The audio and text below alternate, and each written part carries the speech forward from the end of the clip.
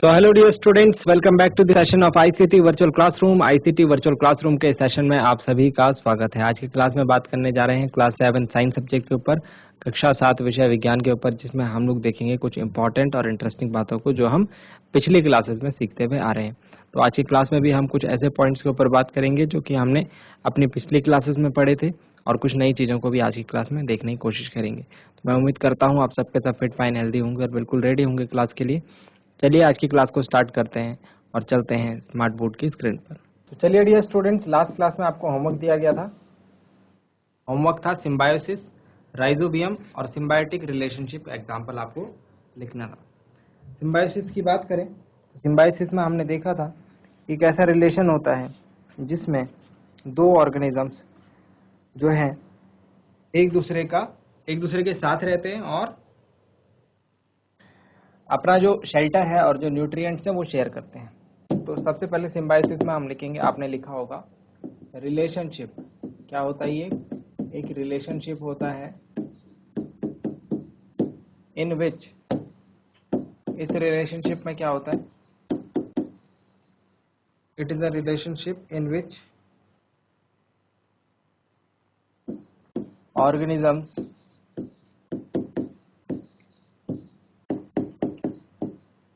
Live together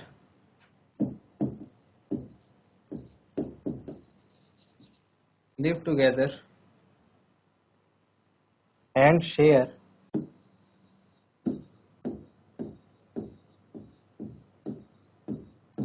both shelter and nutrients। एक दूसरे के पोषक तत्व और शेल्टर जो है उसको दोनों के दोनों क्या करते हैं? शेयर करते हैं। यहाँ तक समझ में आया? अब बात करते हैं राइजोबियम की।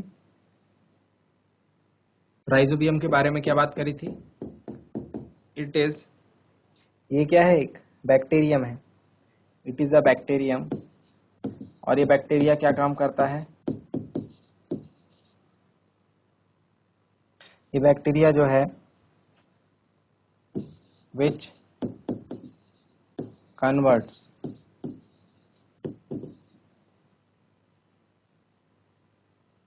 Atmospheric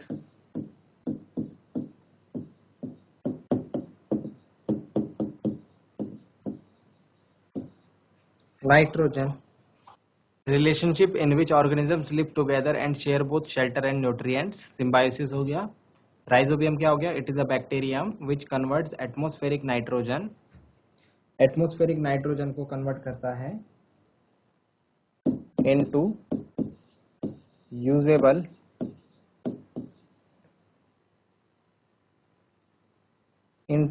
form.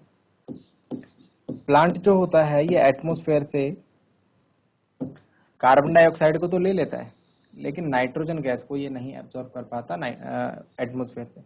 उसके लिए क्या होता है? उसके लिए रूट्स में, जो मिट्टी में जो है, एक बैक्टीरियम प्रेजेंट होता है जिसको कहते हैं राइजोबियम। तो राइजोबियम क्या करता है? एटमॉस्फेरिक नाइट्रोजन लेता है और उसको दूसरी फॉर्म में कन्वर्ट करके प्लांट को रूट्स के थ्रू पहुंचाता है।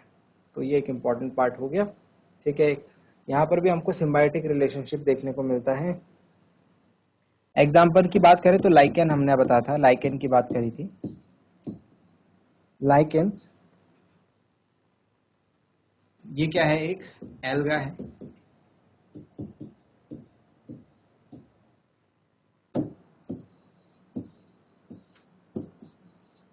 एंड फंगस, इसके साथ फंगस जो है लिव टुगेदर, दोनों क्या करते हैं? साथ में रहते हैं। लिव टुगेदर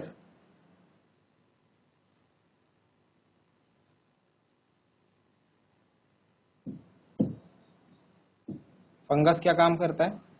फंगस काम करता है प्रोवाइड शेल्टर। शेल्टर की व्यवस्था कौन करता है? फंगस करता है। वाटर एंड मिनरल्स, और जो लाइकेन है, जो एल्गा है, वो क्या काम करता है? प्रिपेयर ठीक है। तो खाना बनाने का काम कौन करेगा? लाइकेन।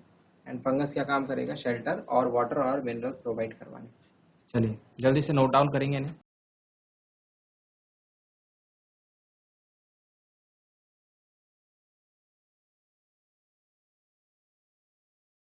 चलिए प्यारे बच्चों,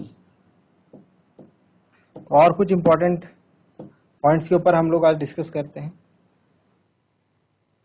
अब हम लोग चल रहे हैं न्यूट्रिशन इन एनिमल चैप्टर में, ठीक है। और यहाँ पर हमने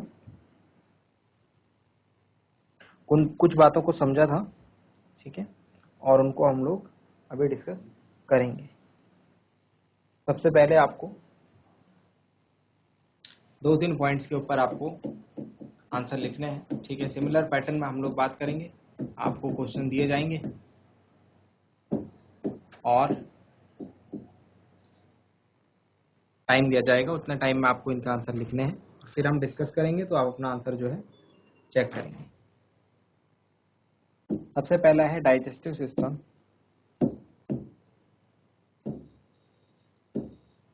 ऑफ ह्यूमंस। क्या होता है? किस किस से मिलकर बनता है? इनके ऊपर आपको शॉर्ट आंसर्स लिखने हैं। तो 1-1 मिनट हर एक के लिए, 3 मिनट का टाइम है। 3 मिनट के टाइम में इन तीनों आंसर्स को लिखेंगे और देन उसके बाद हम डिस्कस करेंगे।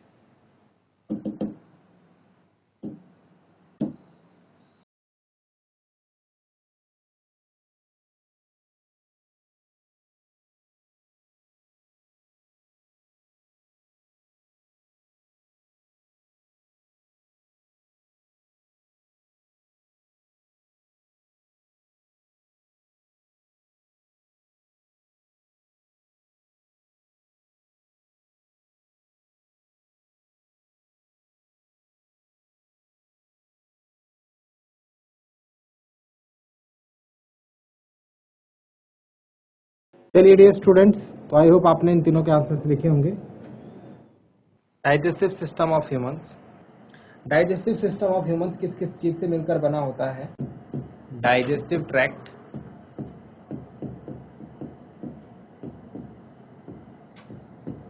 Digestive tract,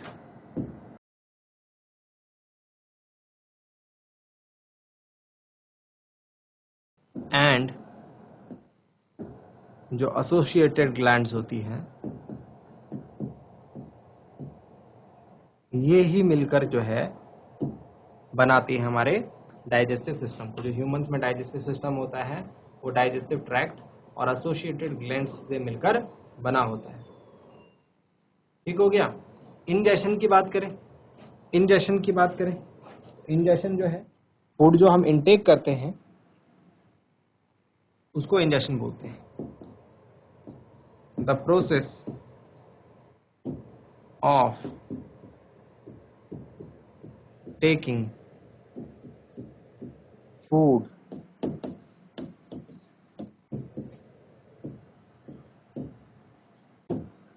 into the body is called ingestion। और टूथ डिके की बात करें, जो दांत खराब होते हैं वो क्यों होते हैं?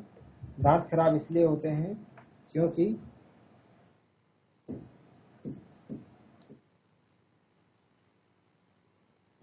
gradually damaging of teeth due to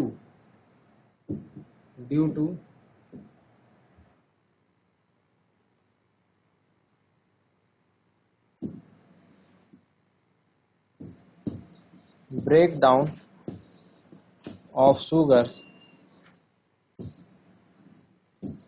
by bacteria in our mouth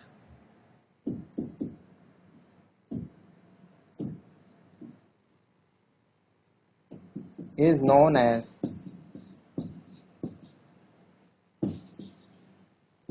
tooth decay। I hope की बातें समझ में आई होंगी आपको। जल्दी से नोट डाउन करेंगे इसे।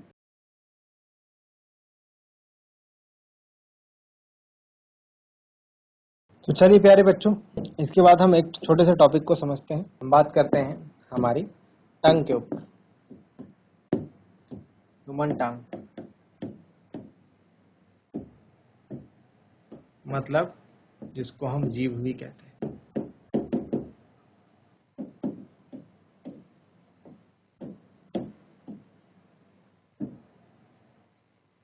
हमारी जीभ क्या काम करती है? जीभ के जो मेन फंक्शन है वो पहला है मिक्सिंग सलाइवा विद फूड, खाने के साथ सलाइवा को मिलाना। सलाइवा को मिलाने से खाना जो है सॉफ्ट हो जाता है और हमारे लिए उसको स्वेलो करना, उसको पेट में पहुंचाना आसान रहता है। ठीक है, तो सबसे पहला काम जो जीभ का होता है, खाने के साथ सलाइवा को मिक्स करना अच्छे तरीके से।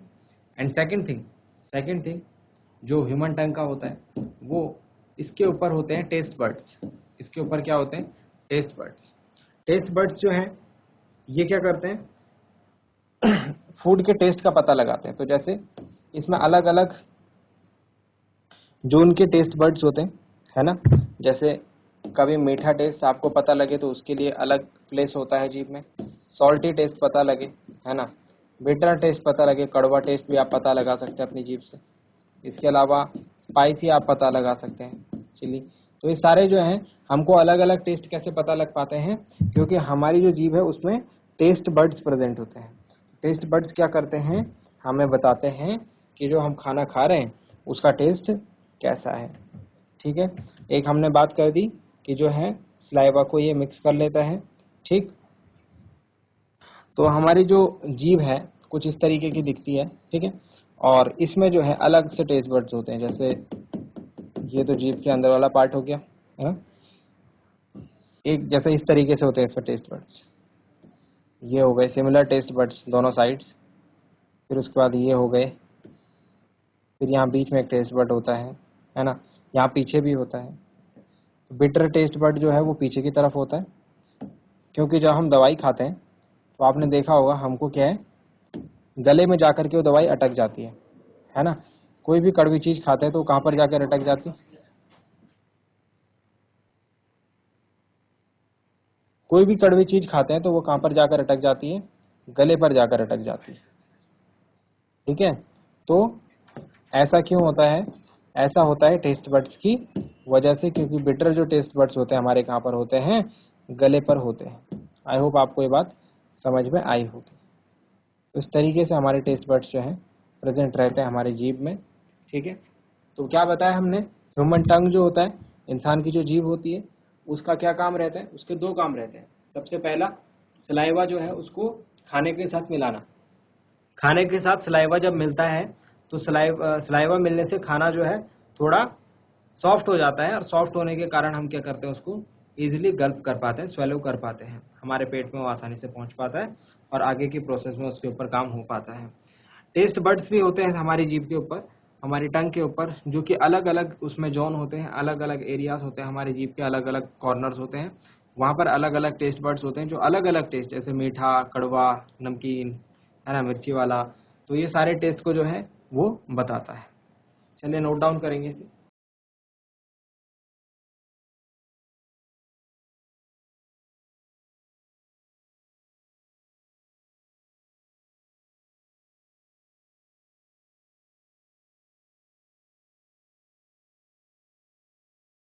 तो डियर स्टूडेंट्स, उम्मीद करते हैं आज की क्लास में आपको जो बातें बताई गई वो आपकी समझ में आई होंगी, इंटरेस्टिंग लगी होंगी, और साथ ही साथ आपने उन्हें नोट डाउन भी किया होगा।